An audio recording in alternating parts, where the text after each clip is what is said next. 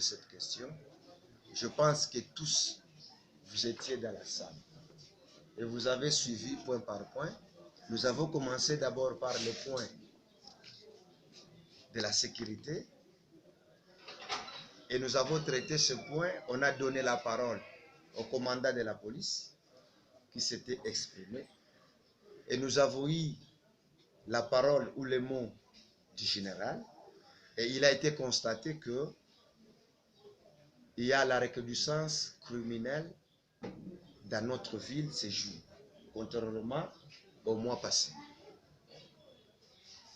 Et avec ça, le général et l'autre nous a dit qu'ils ont pris des décisions fermes en fait de sécuriser comme il se doit toute la population de la ville d'Uvira.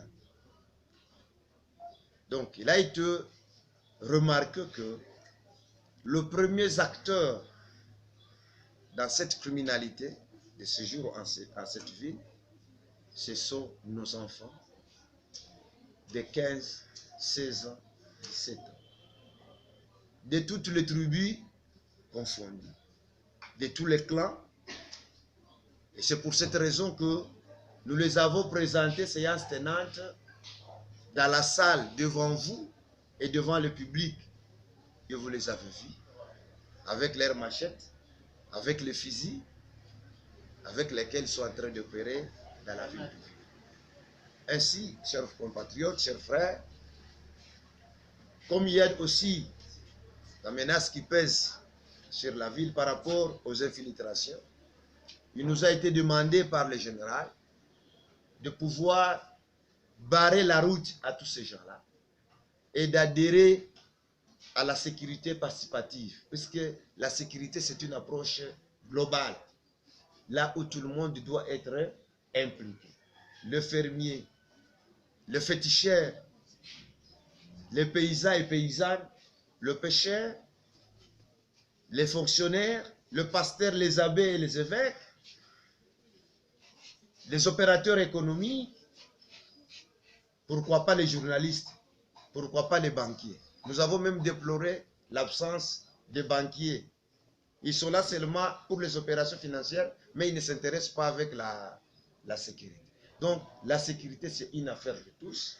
Nous devons nous tous nous y mettre, en fait de dénicher tous ces suspects partout où ils se trouvent et les dénoncer, en fait qu'ils soient appréhendés. Voilà, c'est ça l'appel. Prenons l'approche de nos amis tanzaniens. Tout le monde est impliqué à surveiller qui est qui fait quoi, quand, comment, dans sa vie.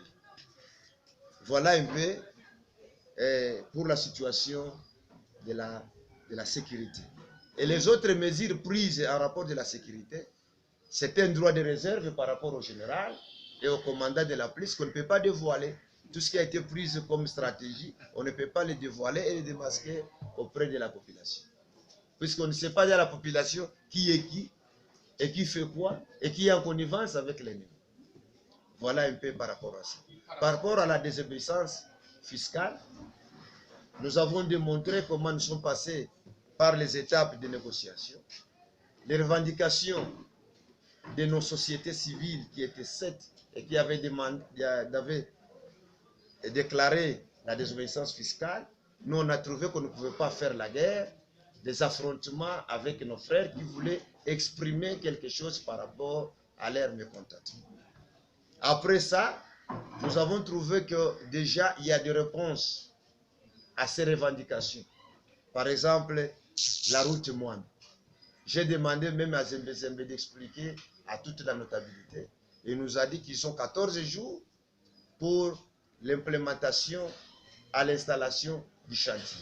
Et après, si le gouverneur autorise, le maire peut déjà lancer les travaux. Ou s'il va envoyer un délégué, c'est à la compétence du gouverneur. Mais s'agissant de la réclamation des sociétés civiles, déjà, c'est déjà répondu. Il y a 474 millions déjà déboursés, débloqués, qui sont déjà à ouvrir. Alors on ne voit pas pour la mairie La RN5, ce n'est pas pour la mairie. L'éclairage des rivières et la construction des murs de soutènement, ce n'est pas pour la mairie. La construction de ponts Sangue Kamagnola, non, Sangue et Runingu, ce n'est pas dans la compétence de la mairie. Mais néanmoins, je suis en train de vous dire avec tous les regrets que toutes les taxes nationales et provinciales sont payées à 100% depuis le 1er février. On encaisse l'argent de la DG, du FONER qui est le fonds d'entretien des routes, qui est là pour construire. La FEC nous a dit qu'ils sont en train de payer 5 000 $ par camion et ils ne peuvent pas cesser de le payer. Ils le payent. Mais cette désobéissance fiscale, c'est seulement les 100 francs de Brest, les 500 francs chez les bouchers. Et c'est ça donc la désobéissance fiscale, je vous dis, elle a échoué jusqu'à 80%. Puisque les résultats entendus, je vous dis, à l'heure où je vous parle ici, tous les biens marchandises qui viennent d'ailleurs sont payés. S'ils ne sont payés, puisqu'il y a les Sidoniens, on ne peut pas décharger sans avoir payé.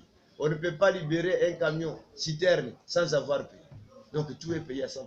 C'est comme ça qu'après avoir écouté tous ces détails et toutes les négociations, parce que les autres disaient non, que les maires ne puissent pas faire l'affrontement, j'ai obéi à ses voix et à ses conseils. Nous sommes passés par les étapes de négociation. Ainsi, les 4 sociétés ont compris le bien fondé. Ils ont déclaré qu'ils laissent tomber provisoirement cette décision. Mais curieusement, la nouvelle société civile, la nouvelle société civile congolaise, ECHA, d'ailleurs, nous avons déploré leur absence dans la salle. Tu vois quelqu'un qui aime Ouvira et les Ouvirois se réunissent pour parler de leur entité et ils ne sont pas venus. Mais à 100%, toute la notabilité confondue, toutes les composantes, à main levée à 100%, ont déclaré que les taxes de la mairie soient payées à 100%, comme les autres taxes nationales et provinciales. Je vous remercie.